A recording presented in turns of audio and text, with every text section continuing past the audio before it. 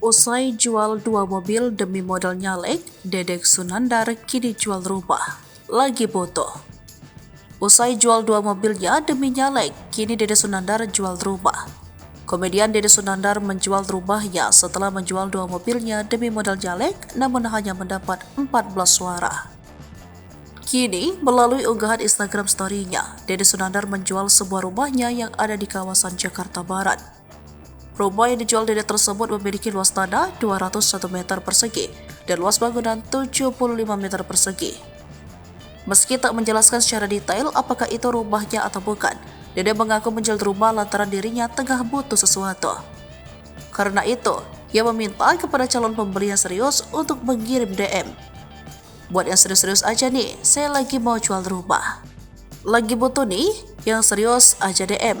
Kalau mau ketemu boleh, mau lihat surat-surat silakan. Lanjut Dedek sambil tersenyum.